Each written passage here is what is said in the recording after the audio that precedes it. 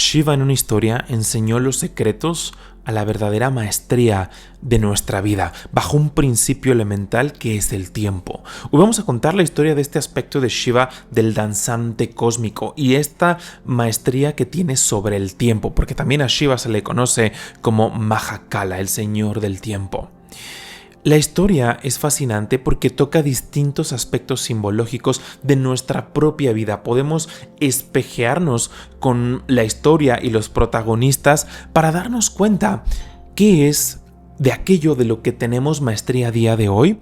Y con toda la humildad del mundo, te invitaría a hacer esta pregunta antes de escuchar la historia. Preguntarte sinceramente, ¿de qué tengo maestría a día de hoy?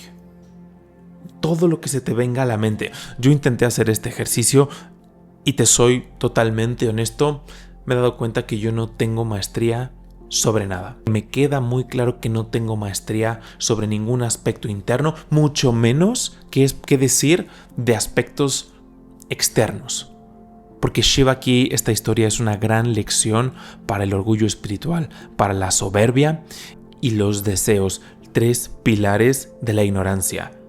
Avidya, en sánscrito. La historia nos narra cómo un grupo de rishis, de sabios, de una estatura bastante elevada. Se cuenta que ellos estaban en un bosque con sus esposas. En un punto de sus vidas se empezaron a envenenar de orgullo.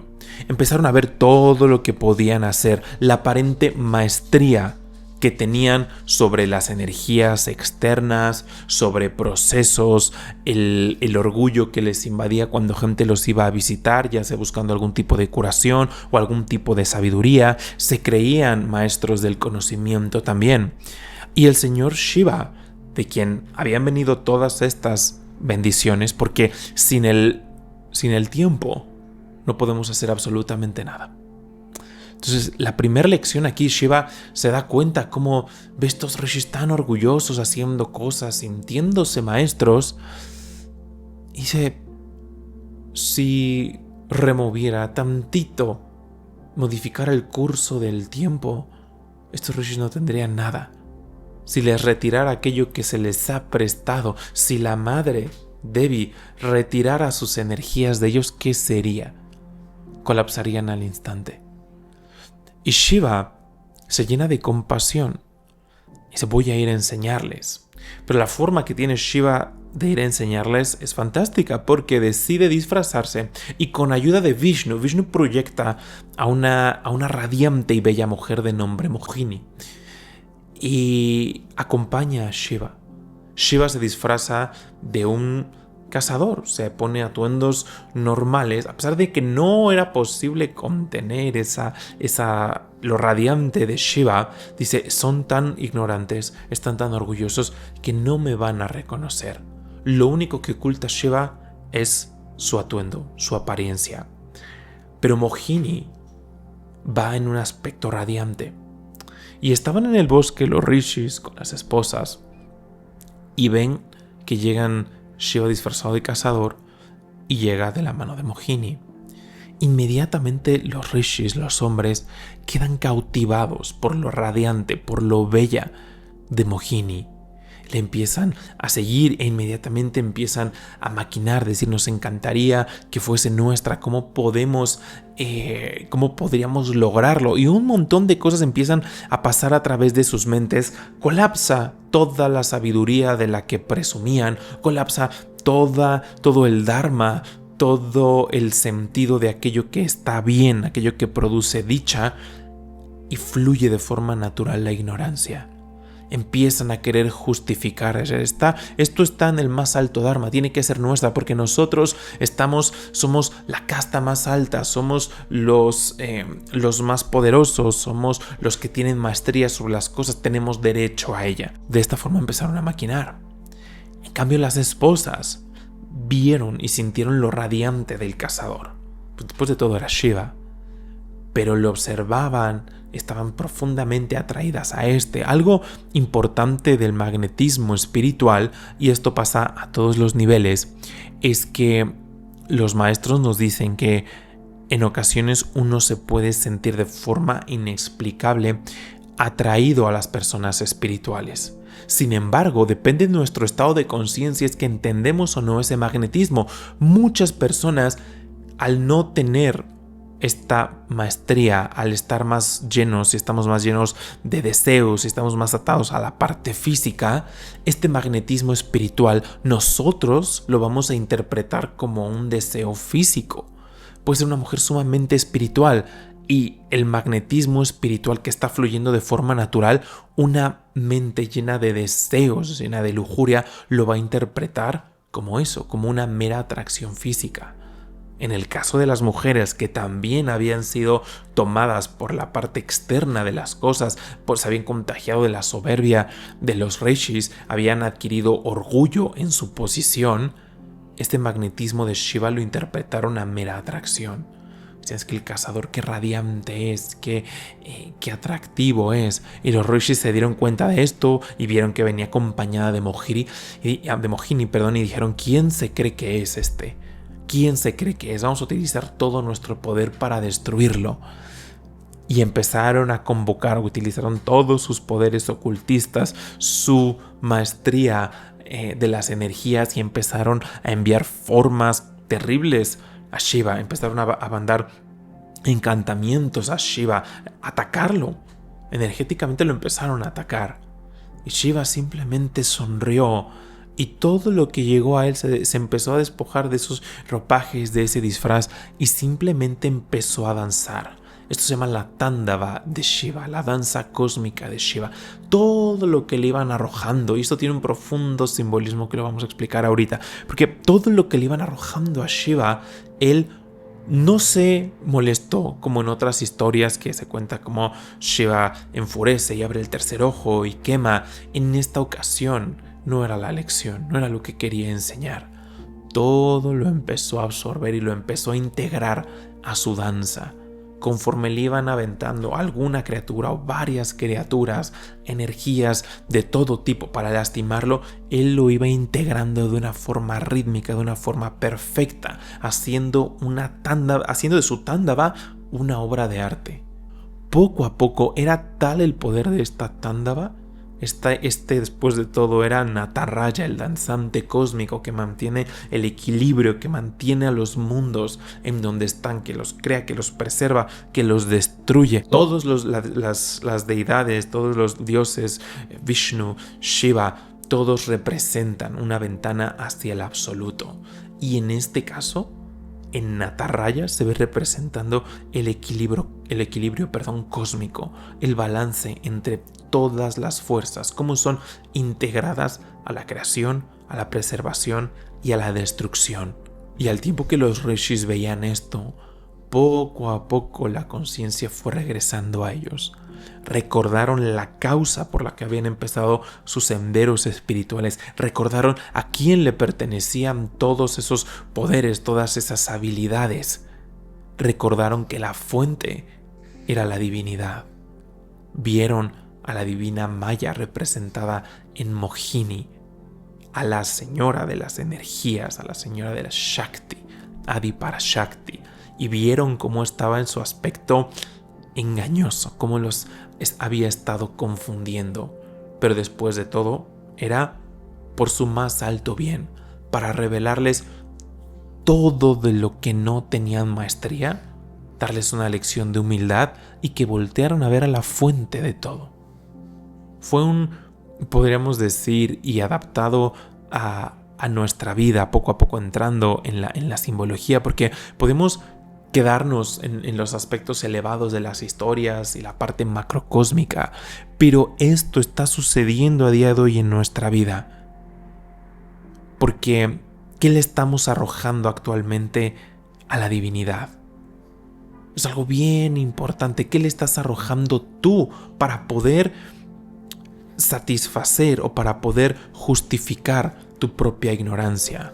A mí estas últimas semanas ha sido una enorme lección. Lo platicaba con mi esposa, que fue la que al final ella me lo hizo ver, que estaba como en una especie de bache, fruto de un reto importante que nos tocó y nos toca atravesar, que ya luego lo contaremos, pero fue integrar esta enseñanza de Shiva, de ver, oye, a día de hoy, con lo retado que te sientes, con las equivocaciones, con el dolor o con el sufrimiento que tienes, ¿qué es lo que tú le estás devolviendo a la divinidad en la forma de tu tiempo? ¿Cómo lo estás transmutando o simplemente te lo estás guardando y actuando de peores formas, creando un círculo vicioso? Y cuando te das cuenta, cuando piensas en Shiva, cuando tus ojos van a la divinidad de nueva cuenta, es como si pudieras vivir. Y a veces damos por sentado este tipo de momentos, pero creo que son auténticas bendiciones cuando podemos ponernos en la historia, cuando recordamos a este Tándava, a este divino Shiva enseñando a sus discípulos, a los rishis, cómo está integrando todo lo que le es arrojado, todo lo que la vida, esta es una de ellas, está dividida en dos. Una es Shiva enseñándonos cómo actuar, cómo le están arrojando de todo, le están arrojando lo peor. Y no nos queramos justificar aquí con que, bueno, es que él es Shiva. Yo he caído en este error muchísimas veces y lo sigo haciendo. Pues bueno, él es Shiva, por eso puede transmutar todo y es el señor del tiempo y es Mahakala y demás. Recuerda que esa chispa está ahí adentro esperando. Ese primer aspecto, soy poético, pero es Shiva nos está enseñando a danzar en las olas de la vida. Y es muy fácil ser espiritual cuando simplemente nos están aventando arcoíris, una experiencia espiritual, nos están aventando conocimiento a través de nuestros libros. Pero ¿cuándo es cuando la danza de Shiva se vuelve prominente? Cuando esa Tándava adquiere relevancia y se vuelve hermosa, cuando empieza a integrar todos los aspectos de la existencia. Aquí es cuando los rishis caen de rodillas y dicen: este es el Parabrahman. Y la primera lección es intentar asemejarnos en nuestra propia danza de la vida ante lo que nos estén arrojando. Obviamente que requiere por eso el primer paso, preguntarnos, aceptar de qué tenemos maestría realmente. ¿Y qué hacemos? Aquí empieza un acto de devoción.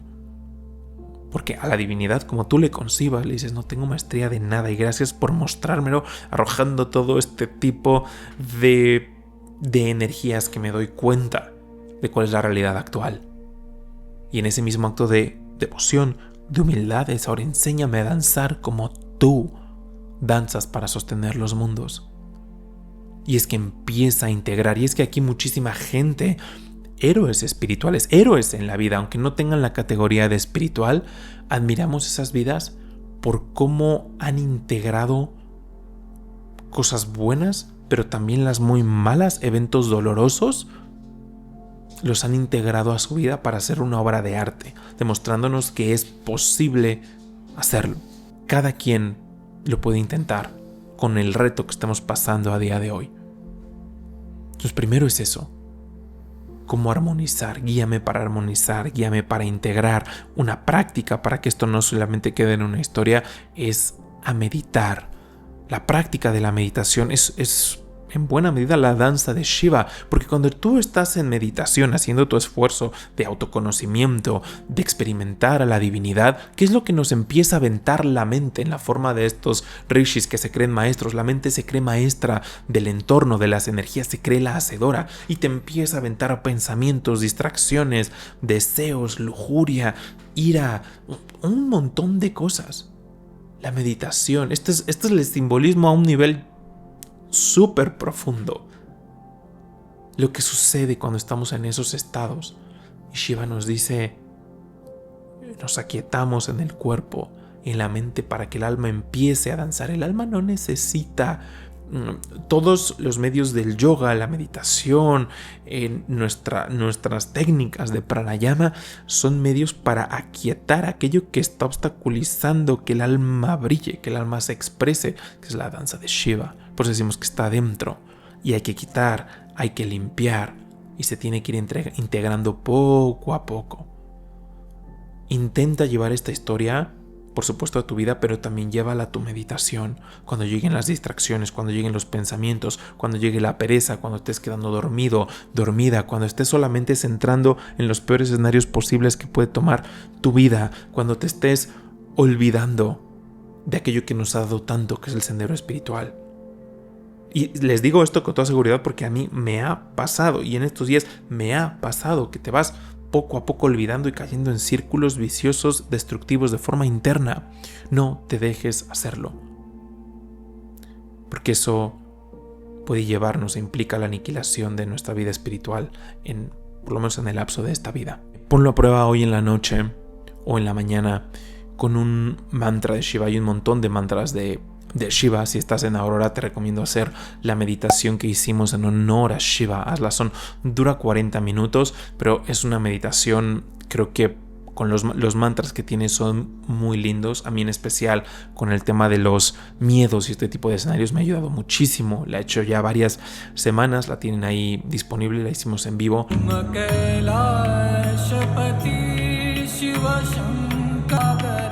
Te recomiendo hacerla.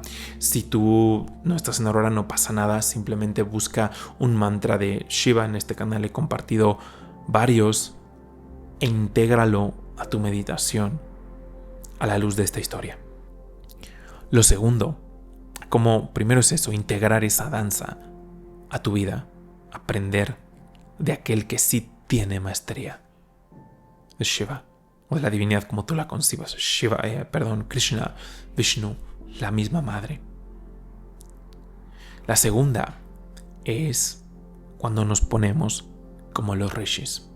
¿Qué le estamos arrojando a Shiva cuando nuestros deseos son frustrados? Cuando la vida igualmente nos arroja dolor, cuando hay una amenaza y buscamos de alguna forma culpables allá externos, ¿no?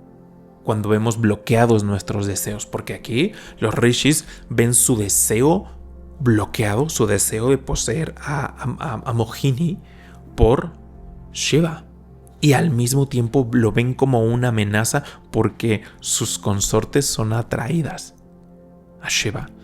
Él es una amenaza por culpa de Dios que me puso aquí, que me puso este karma, que me puso esta situación tan dolorosa. ¿Por qué? Le decimos, ¿por qué me fallas? ¿O dónde estás?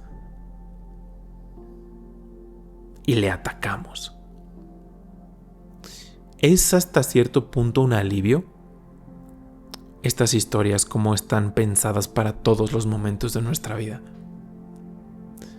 Porque a veces nos sentimos culpables cuando nos comportamos de esta manera. Y a mí me pasó hace unas semanas que de forma natural sentí, ¿por qué me fallaste? ¿Por qué? Y como si hubiese otra voz en esos momentos que son tan duros, ¿no? Que yo fue un momento en donde un poco crítico en mi vida, donde estaba con mi esposa, estábamos enfrentando una situación ahí de salud con médicos. Ya les contaré en otros videos. Y hubo un punto en donde algo no salió al 100% como yo estaba esperando y produjo un montón de miedo, un miedo opresor aquí en el pecho. Y dije, me estás fallando. Fue algo que simplemente surgió y después culpa. Y luego esta historia te dice, hay momentos en los que muchos nos vamos a enfrentar a ello. Muchos de nosotros vamos a sentir primero arrojarle, llámese la culpa, llámese la responsabilidad, llámese como un bloqueo a nuestros propios deseos. ¿Por qué no me estás dando lo que te pedí? ¿Por qué tengo que vivir esto? Si yo he meditado y he leído y empezamos ahí como los rishis, ¿no? Pero en realidad, después de ello, a muchos de nosotros viene ese momento de vergüenza y decir, ¿por qué me comporté así? O pensé que no estaba, que había superado esas formas. No te dejes que la culpa te invada. Y recuerda esta historia, recuerda ese momento. Shiva no llegó a castigarlos.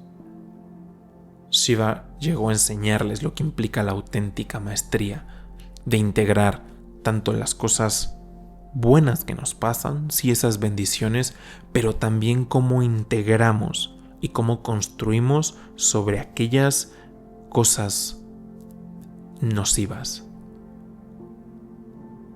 pero es bien importante ver lo que nosotros también estamos aventando allá afuera. Cómo estamos arrojando nuestro tiempo cuando estamos en estos patrones negativos, llenos de hábitos, llenos de deseos o de sufrimiento que solo nos lleva a actuar en forma nociva, enojada, llena de rabia, de coraje. Cómo le estamos dirigiendo nuestro tiempo. Imagínate como si se lo estuvieses aventando a través de todas esas energías que están contenidas dentro a Shiva. Porque en ese momento estamos viendo al cazador, no estamos viendo a Shiva.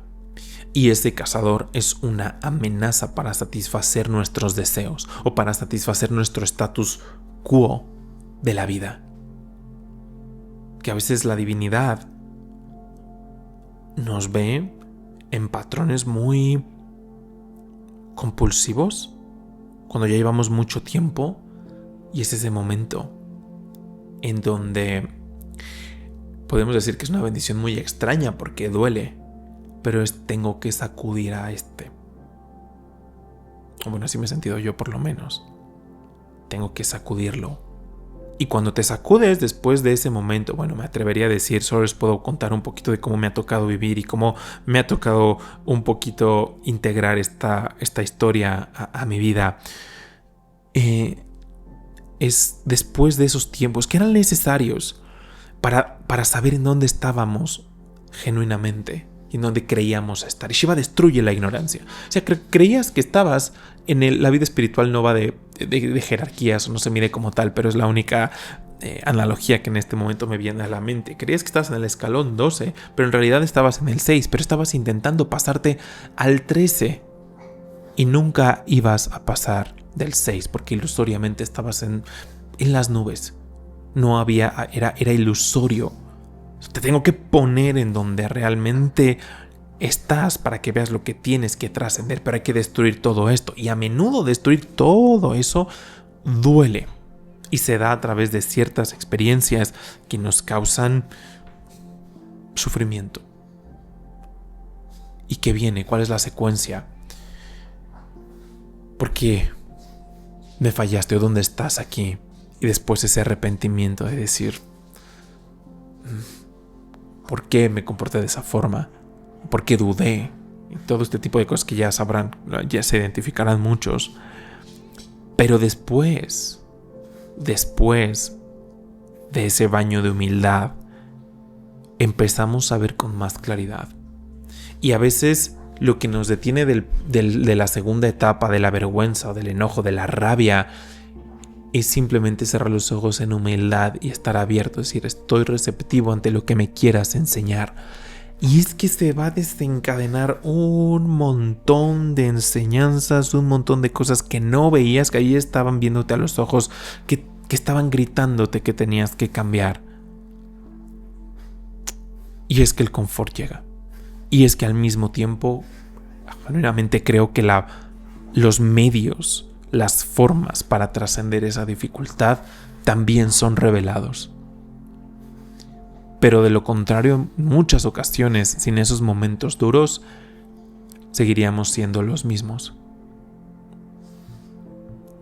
Y esta enseñanza de Shiva es acerca del cambio, de la integración, de la danza cósmica. Y esta no se detiene. La danza de Shiva, podríamos decir y podríamos referirnos a esa melodía es triste, esa melodía es súper alegre, esa melodía es un poco... puede espantar incluso, pero jamás vamos a decir que le falta ritmo, que es arrítmica. No. Y el proceso de esta vida es integrarlo, hacer...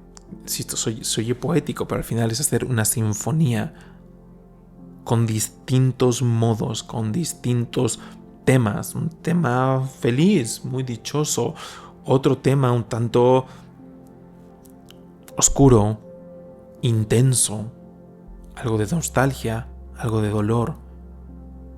Pero siempre rítmico. Siempre rítmico. Y a nivel interno, en meditación, esa danza se vuelve a través de las energías que van fluyendo, que se van haciendo rítmicas, expresándose desde la parte más materialista hasta poco a poco de formas cada vez más sutiles, dulces, armoniosas. Pregúntate a día de hoy, ¿de qué tengo maestría actualmente? Empieza si quieres desde lo externo. Hoy el tema de la maestría está desgraciadamente muy contaminado. ¿De qué genuinamente puedo decir que tengo maestría? Si lo empiezo a ver desde lo interno, ¿tengo maestría sobre mi tiempo? ¿Tengo maestría sobre mis energías? ¿De qué tenemos maestría? Y está bien decir, genuinamente, con toda honestidad, yo no tengo maestría de nada. Y ahí es en donde miramos a Nataraja, donde miramos a los maestros que nos guían. Guíame a espiritualizar mi energía, a espiritualizar mi tiempo y estar dispuestos a que se nos revele el siguiente paso que tenemos que dar en todos los aspectos de nuestra vida. Te recomiendo este otro video de Shiva que va muy en sintonía con esto.